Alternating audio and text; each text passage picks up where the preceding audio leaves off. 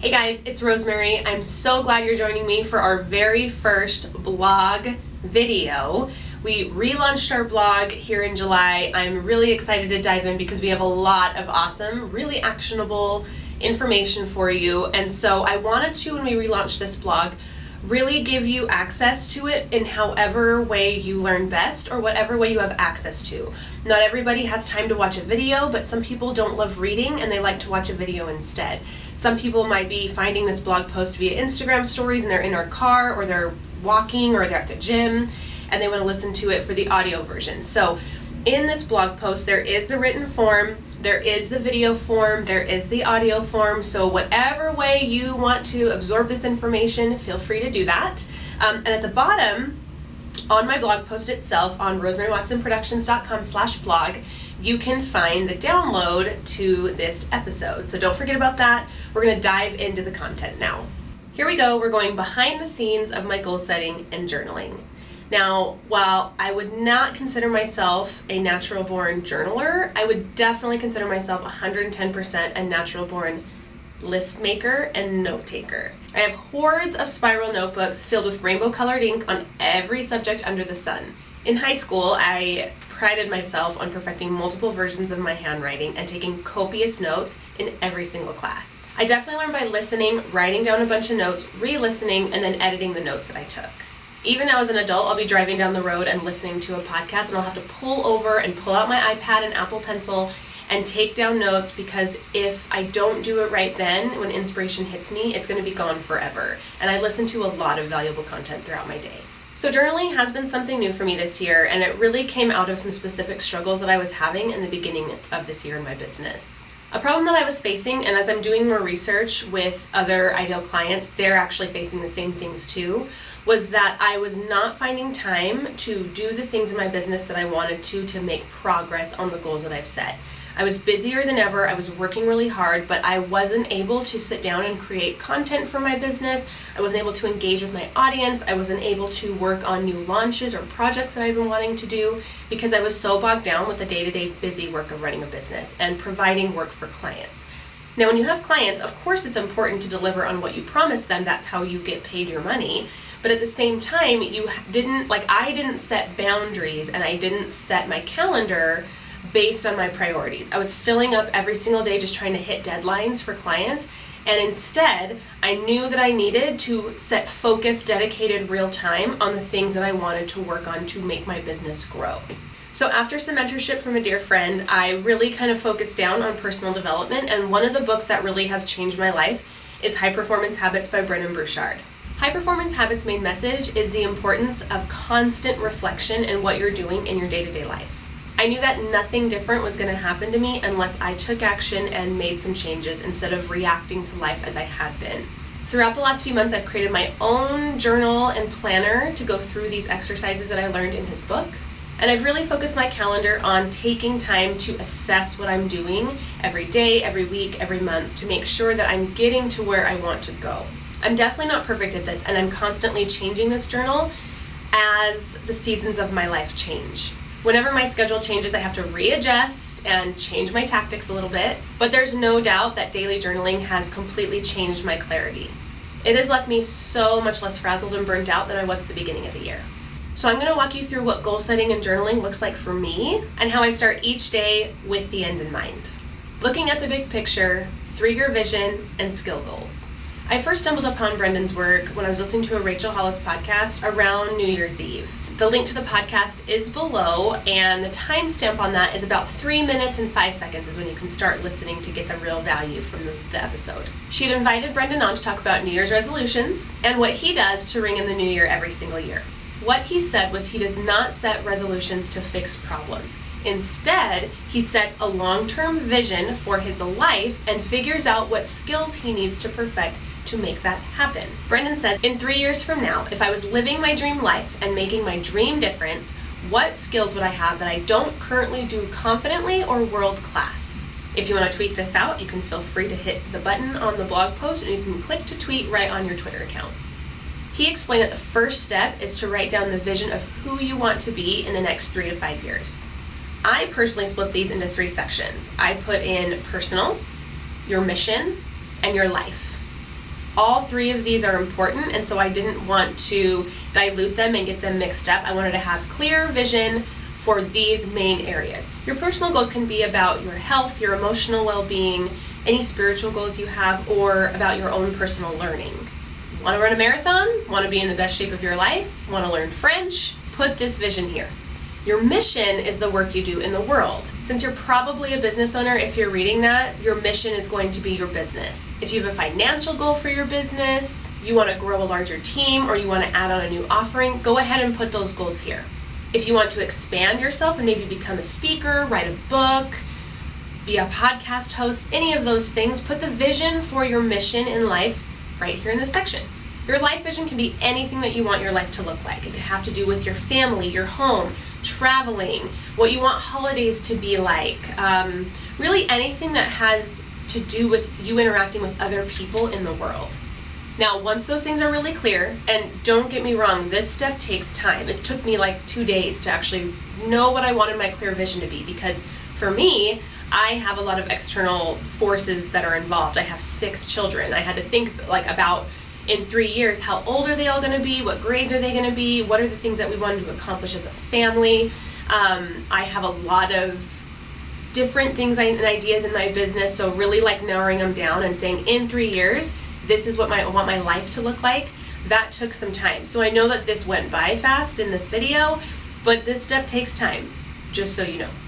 Once that's all done though, here's where it's fun. You have the vision in your mind. You need to list off all the skills you need to develop in order to make those realities happen. If you put down you want to publish your first book but you've never written a thing, one of the skills you're going to need to develop is book writing. Want to have a dream team working on your business? Then you're going to need to write down the skills you need to develop in order to get to that point. Do you need to work on training, hiring, an org chart, all the different skills that it takes to be a leader in a big company? You're going to need to learn that. You want to run a marathon in the next couple of years, but you've never run anything more than a mile? You're going to need to develop some fitness skills and learn some things in order to be able to make that happen. Okay, so once all those skills are laid out for you, you're going to kind of put them in an order, and you're going to write down what you want to focus in the next 12 months. So we're taking this big idea and breaking it down into smaller chunks. The thing that really stuck out to me when I was listening to Brendan's podcast interview was that he emphasized the fact that we need to develop these skills. You're not just put out in the world knowing exactly how to do all the things that you need to do in order to accomplish these goals. He really focuses down on the learning part of it.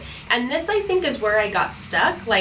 I would always tell myself, I want to have a blog that has 10,000 readers every single month. But I never spent any time developing a blog workflow, doing research on how to write a blog effectively, ways to distribute your blog posts so you get more readership. I just assumed that I would figure it all out as I went along, and you can do that. But isn't it better if you put some time and effort into educating yourself and building these skills up before you think that you're just going to figure it out on your own? And this is why I really had put off focusing time and energy on blogging, because I just told myself I wasn't good at it. I'm just not good at blogging.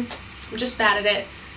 Of course you are. You never learned how to do it the right way. And so the idea that someone that's very successful, that has a lot of really honed in skills that I look up to and gleaned a lot of information from, he came out and was like, I didn't know how to write. I wanted to be a New York Times bestselling writer, but I didn't know how to do that. And so I had to reach out to mentors. I had to do online courses. I had to read a whole bunch of things to understand what it's going to take to get me to that point. He didn't just wake up, say he wanted to be a New York Times bestselling author and just assume he was going to magically have those skills in his life. He had to actually put the time in to develop those. And that is where the magic in this is we look at the vision and we write down all the things we need to know to make it happen, and then we strategically work on those one by one.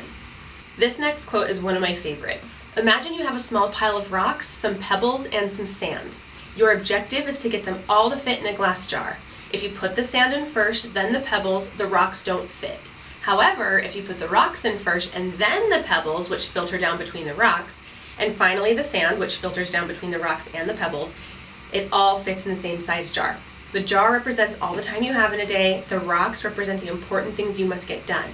The pebbles represent your day-to-day responsibilities, and the sand represents all the interruptions throughout the day. Dr. Stephen R. Covey from First Things First.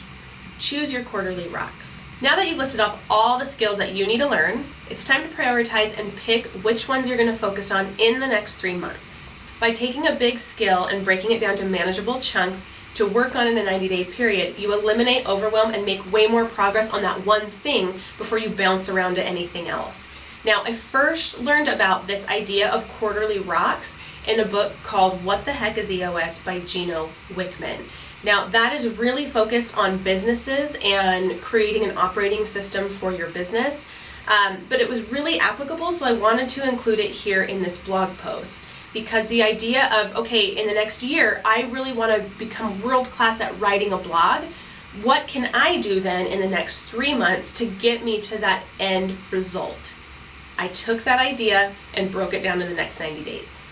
And just to be clear, quarterly rocks are the main focus points that you're going to work on through the next 90 days in order to get to your big picture vision. If you want to read more about that, you can get the audiobook or you can get the regular paperback book, and you can go to chapter 5, and that's where the author will really break down the idea of these quarterly rocks so you can understand a little bit more about the strategy behind them.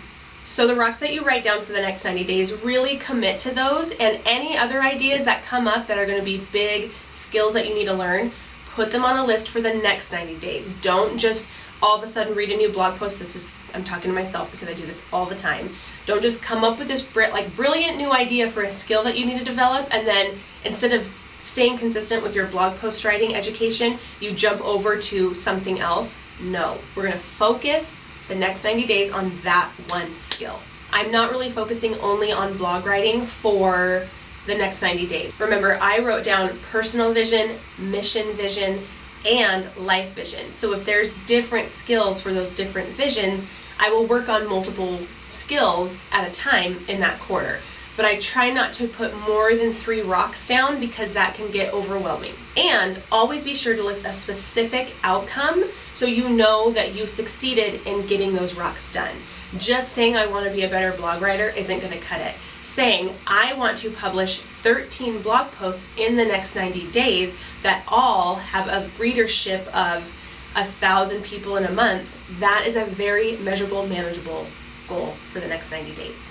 From there, I'm sure you can guess what's next. We plan our monthly milestones. The monthly milestones simply just break down those quarterly rocks that you listed and decide what you're going to work on that month to end up completing your rock. We're eating the elephant one bite at a time here, people.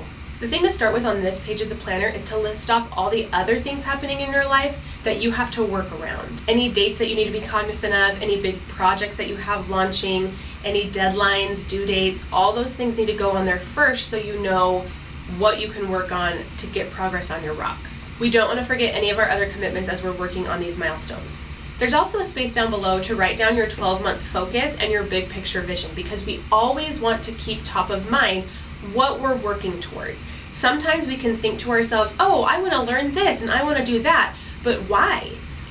Does it have an effect on getting you to your end goal? If it doesn't, and there's 50 other things you could be learning, maybe focus on those. So that's why we have that reminder at the bottom of that page so you don't lose sight of those big visions. And then the next section is weekly reviews. In my weekly reviews, I'm making sure I'm checking in with all aspects of my life so I don't drop the ball on anything. This again comes from High Performance Habit with Brendon Burchard and has made a huge impact in me feeling balanced. I like to save these weekly reviews for the weekend, in the morning with a latte and a scone, usually here in my office quietly by myself. It definitely makes it feel less tedious, and it feels almost like a celebration at the end of the week. Be sure to listen to section 2, habit 4 in High Performance Habits to get a real breakdown of this process. And one of my favorite quotes from the book is, sometimes just having a look at the larger picture can help us feel more in control, adjust course as needed, and find more balance. And now that we've broken it down all the way down to the nitty-gritty, we're going to start every day with daily journaling. This is the magic for me personally. This is the difference between me feeling scattered and overwhelmed to feeling calm and clear and knowing what I need to be working on that day to make progress. Not a bunch of busy work, not a bunch of deadlines or to-dos, but things that are actually going to give me step-by-step progress in what I'm trying to make happen. Now, don't get me wrong, I don't get to my journaling every single day, but if I put this off for a few days in a row, I can really feel it start to affect me negatively. My daily journaling really grounds me and makes me feel super structured. I have a whole list of things that I try to get done every morning, but the daily journaling and gratitude list and my goals for the day are the main focus points that I try to get to every single day. Now, if this all seems like a huge time dedication, it's because it is. It's taken me months to feel comfortable enough to spend this much time on setting intentions. I have a lot going on. I have a lot of clients, I have a lot of kids, I have a lot of responsibilities and a lot of priorities, and the idea of me spending this much dedicated time just making a plan and just writing out visions and ideas, I was like, that's not actual work, but it's the work. It is the important work. If you do not have an end game, what are you doing all of this for? I've said this to clients before. You would never just get into your car and start driving and then end up in the middle of nowhere and be surprised. Of course you just ended up in the middle of nowhere. You didn't have a map, you didn't have directions, you didn't have Siri telling you where to go. You just started driving. But instead, if you knew, I'm gonna get in my car today and I'm gonna drive to New York City, that's at least an end point, where there's a lot of different ways to get to New York City, but you can't get anywhere unless you know where you're going, where you're trying to end up. Now that we know that we're going to New York, do we take the scenic route? Do we take the fastest route? Do we take the route that has the most restaurant stops? It doesn't matter, you get to choose. Same thing here. It doesn't matter what you decide your skill goals are gonna be and what your milestones are gonna be. All of that is not as important as knowing what you're trying to make happen. Always start with the end in mind, and then we can create a very clear plan to get there. And sometimes that clarity doesn't happen right away. Just because you're sitting down maybe today and you're going to write down all of the things in this journal, it doesn't mean they can't change and they're not set in stone. You're not married to these things. They can always change and adjust, but it's a good idea to check in with your vision and always think to yourself, am I still committed to this? Is this still what I want? Are these skills still the things I think are going to get me to that end game? If they're not, that's fine. You can change them. If you don't want those same things anymore in a couple years, totally fine. But if you don't ask yourself the questions, you're never going to know. And so having this practice in place, and it is a practice, I will say, I don't think you're going to be perfect at this. Like I said, it's taken me months to get here. And I will always be adjusting and changing and modifying this system and this practice, but it's something that will probably stick with me for the rest of my life, because living with intention has given me so much more calm than it had ever before. Like, I was just feeling frazzled. I was feeling overwhelmed. I was feeling burnt out. And having this practice and knowing what I'm at least doing all this work for has made a huge difference. And I want you guys to feel that same difference. So I've helped you cut some corners, and I've created a planner for you to print out and use at home. You can print it out on paper or you can put it on your iPad. I use the Adobe Sketch app to write down anything I need to on pieces of paper.